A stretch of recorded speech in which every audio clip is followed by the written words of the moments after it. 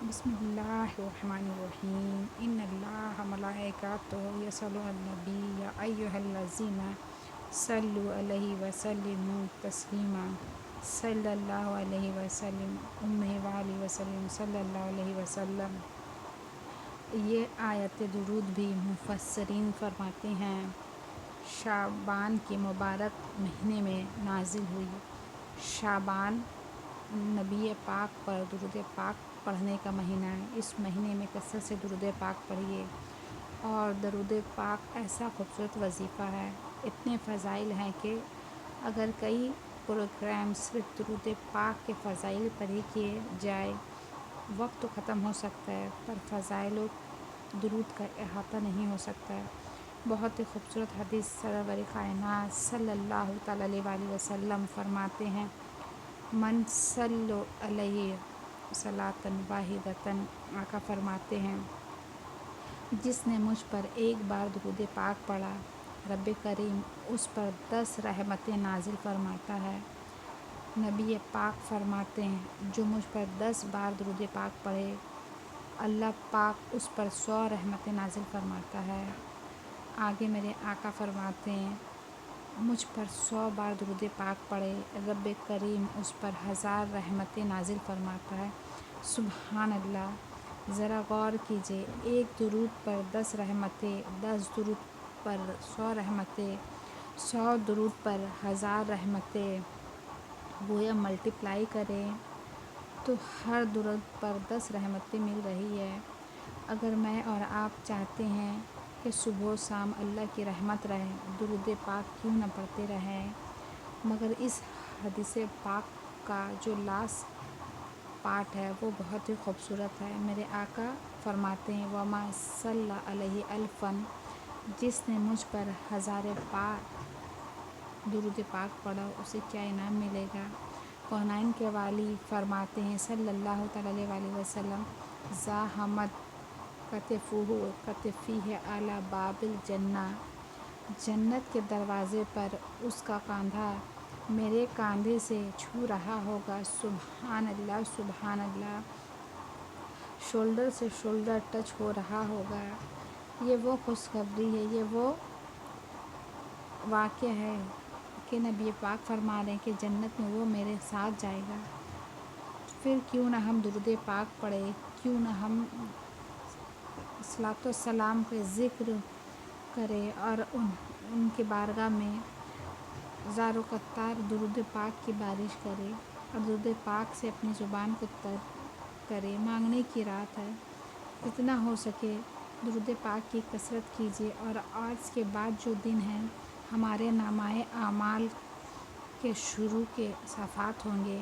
نامہ اعمال تبدیل ہوتے ہیں نا شب بارات میں، اس کے بعد جو اگلے والے دن اے کاش ہمیں نفلی روزے میں درود پاک پڑھنے میں رمضان تک آتے آتے ہم مزید عبادتوں میں مشغول رہے، اور پھر رمضان آتے آتے مشغول عبادتوں میں عادی ہو جائے۔ شعبان کس قدر خوبصورت والا مہینہ ہے۔ شعبان اس قدر خوبصورت مہینہ ہے کہ اس میں صرف بھلا ہی ہے، اس سے پریشانی دور ہوتی ہے۔ سبحان اللہ، اس سے پریشانی دور ہوتی ہے، یہ تمام چیزیں اپنے بندے سے دور فرما دیتا ہے۔ غوث اعظم فرماتے ہیں بندوں کو تمام چیزیں رب اپنے بندوں کو عطا فرماتے ہیں۔ یہ وہ مہینہ ہے کہ اللہ پاک نیکیوں کے دروازے کھول دیتے ہیں، برکتوں کا نزول ہوتا ہے، خطاؤں کا دروازہ بند کر دیا جاتا ہے، اور خیر البری و سیف الورا محمد مصطفیٰ صلی اللہ علیہ وسلم پر درود پاک کی کثرت کی جاتی ہے۔ یہ نبی مختار صلی اللہ تعالیٰ علیہ وسلم پر درود بھیجنے کا مہینہ ہے۔ پھر کیوں نہ اس مہینے کی قدر کی جائے۔ اور بارات کے معنی تو یہی بنتے ہیں کہ یہ آزادی کی رات ہے، یہ مغفرت کی رات، یہ جہنم سے آزادی کی رات ہے، یہ پروانے تقسیم ہونے کی رات ہے۔ پھر کیوں نہ ہم اس رات خوب سے خوب اللہ کی عبادت کریں۔ شعبان کا مہینہ آلموسٹ آدھا گزر گیا ہے، مگر کیا میری اور آپ کی زندگی میں، ہماری روٹین لائف میں کوئی تبدیلی آئی؟ صحابہ اکرام کا کیا انداز ہوتا تھا؟ صحابہ اکرام علیہم الرضوان کس طرح ماہ شعبان کو گزارتے تھے؟ کتابوں میں لکھا ہے کہ ماہ شعبان کا جب چاند نظر آتا تو صحابہ اکرام تلاوت قرآن کی طرف خوب متوجہ ہو جاتے، اپنے اموال کی زکوٰۃ نکالتے تاکہ غربا اور مساکین ماہ رمضان میں اپنے روزوں کی تیاری کر سکے۔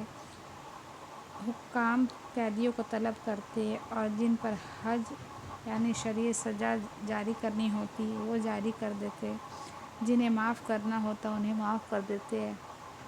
کاروباری لوگ اپنے قرضے ادا کر لیتے، جنہیں دینا ادا ہوتا انہیں دے دیتے اور جن سے لینا ہوتا انہیں ان سے لے لیتے۔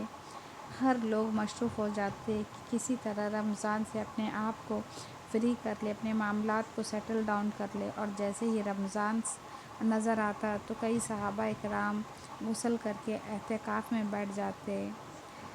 وہ تیاری کرتے رمضان کی، استقبال رمضان کی شعبان میں ہو رہی ہوتی، اور شعبان میں سبحان اللہ میرے آقا مدینے والے مصطفیٰ صلی اللہ تعالیٰ علیہ وآلہ وسلم شعبان کیسے گزارتے۔ یہ بڑی امپورٹنٹ بات ہے، ہم نبی پاک کی امتی ہیں، ہمیں بھی پتہ ہونا چاہیے کہ ہمارے آقا کا شعبان کیسا ہوتا تھا۔ بی بی عائشہ صدیقہ رضی اللہ تعالیٰ عنہا فرماتی ہیں کہ میں دیکھتی کہ نبی پاک صلوات والسلام رمضان کے بعد سب سے زیادہ نفلی روزہ شعبان میں رکھا کرتے، تو آپ نے پیارے آقا صلوات والسلام سے عرض کی کہ حضور، میں دیکھتی ہوں کہ آپ کسی اور میں نفلی روزہ نہیں رکھتے، رمضان کے بعد آپ شعبان میں سب سے زیادہ نفلی روزے رکھتے ہیں۔ تو نبی پاک نے کیا ارشاد فرمایا، میرے آقا کی صلوات والسلام، رجب اور شعبان کے بیچ کا یہ مہینہ ہے، لوگ اس سے غافل ہیں، اس میں لوگوں کے اعمال اللہ رب العالمین کی طرف اٹھائے جاتے ہیں، اور مجھے یہ محبوب ہے کہ میرا عمل اس حال میں اٹھایا جائے کہ میں روزہ دار ہوں۔ اب آپ ذرا غور کیجئے ناظرین، یہ بڑی اہم بات ہے کہ نبی پاک صلی اللہ تعالیٰ علیہ وآلہ وسلم کہ وہ عظیم ہستی ہے کہ جن کے صدقے ہماری مغفرت ہونی ہے، مگر ان کا یہ عالم تھا، خوف خدا کا یہ عالم تھا کہ میرے نامہ اعمال کے اللہ کی بارگاہ میں پیش ہو تو میں روزے سے ہوں۔ کیا ہمیں یہ فکر ہے؟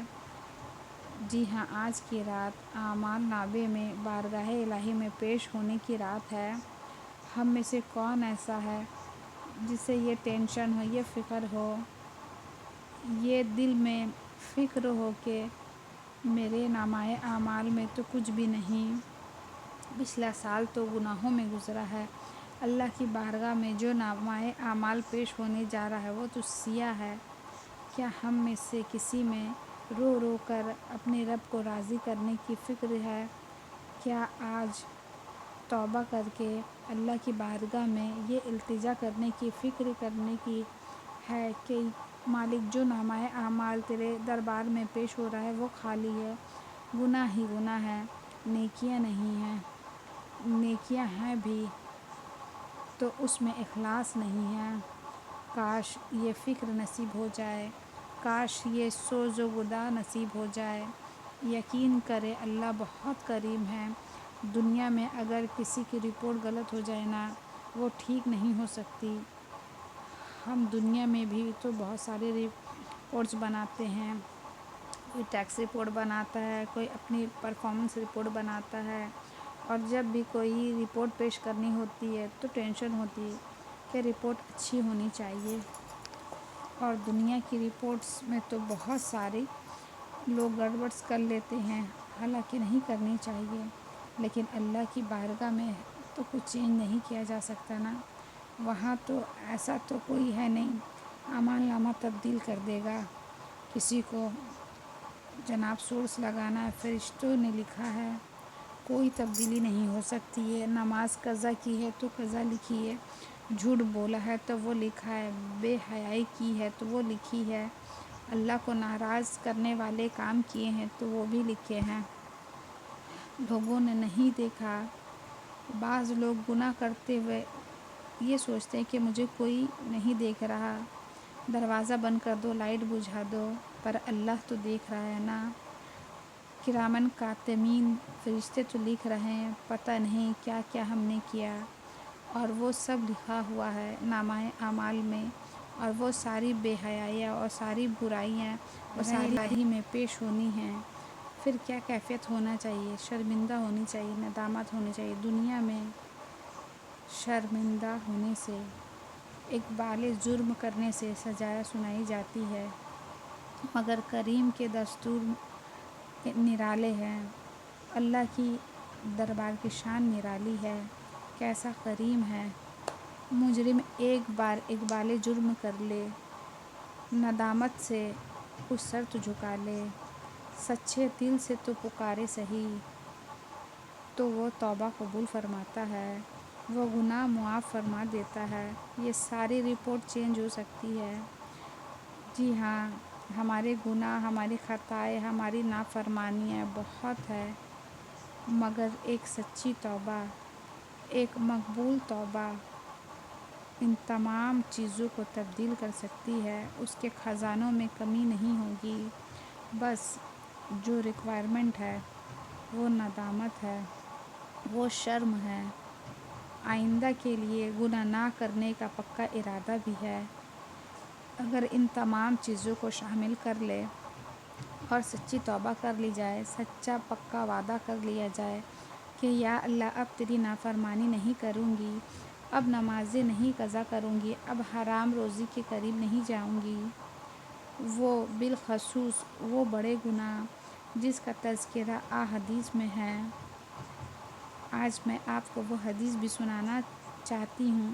اس حدیث کا مضمون یہ ہے کہ نبی پاک صلی اللہ علیہ وسلم کا فرمان یہ ہے کہ آج کی رات شب برات کے بارے میں فرمایا کہ اللہ تبارک و تعالیٰ قبیلہ بنی کلب کی بکریوں کے بالوں کے تعداد میں آج گناہگاروں کو جہنم سے آزاد فرمائے گا۔ اللہ پاک کی یہ شان ہے، یہ وصال ذرا سمجھنے والی ہے۔ کیا میں اور آپ اپنے سر کے بال گن سکتے ہیں؟ ہم اپنے سر کے بال نہیں گن سکتے۔ ایک بکری کے جسم میں کتنے بال ہوتے ہیں، اس بال کو گننا ہی پاسبل نہیں ہے، بندہ کیسے گن سکتا ہے؟ لیکن قبیلہ ایسا قبیلہ تھا جو عرب میں اس زمانے میں سب سے زیادہ بکریاں پالا کرتا تھا۔ اٹ مینس تھاؤزن، ہزاروں بکریاں تھیں۔ کتنے اس کے بال ہوں گے؟ کروڑا۔ اتنے لوگ آج کی رات بخشے جائیں گے۔ آقا فرماتے ہیں اتنے بالوں کی تعداد کے مطابق گناہگاروں کو جہنم سے آزاد فرمائے گا۔ کاش ان گنہگاروں میں ہم سب کا بھی نام لکھ دیا جائے، ہمارے ماں باپ کا بھی نام لکھ دیا جائے، لیکن چند بد نصیب ایسے ہوں گے جو شب برات میں بھی نہیں بخشے جائیں گے۔ اور احادیث میں جو پہلا نام ملتا ہے وہ ہے شرابی، عادی شرابی، شب برات میں بھی نہیں بخشا جائے گا۔ بدکاری کرنے والا، زنا کا عادی، شب برات میں نہیں بخشا جائے گا۔ ماں باپ کا نافرمان، وہ بھی نہیں بخشا جائے گا۔ رشتہ داریاں کاٹنے والے، قطع تعلقی کرنے والے، ان کے بارے میں بھی آیا، وہ بھی نہیں بخشے جائیں گے۔ چغل خوری کرنے والے، وہ بھی نہیں بخشے جائیں گے۔ تکبر والا لباس پہننے والوں کے بارے میں آیا، اسی طرح تصویر بنانے والوں کے بارے میں آیا۔ اب آپ ذرا غور کیجئے، یقیناً یہ جو ڈیجیٹل پکچر آپ جو دیکھ رہے ہیں اس کو علماء میں جائز کرا دیا ہے، مگر جو ہاتھوں سے تصویر بناتے ہیں، مجسمہ بناتے ہیں، ان کے بارے میں ناجائز اور حرام کا فتویٰ ہے۔ یہ 5، 6، 7 جو گناہ ہے جو حدیث میں گنوائے گئے، اگر میرا کوئی بہن ایسا مجھ سے کوئی سن رہی خدا نخواستہ ان گناہوں میں مبتلا ہے تو توبہ کر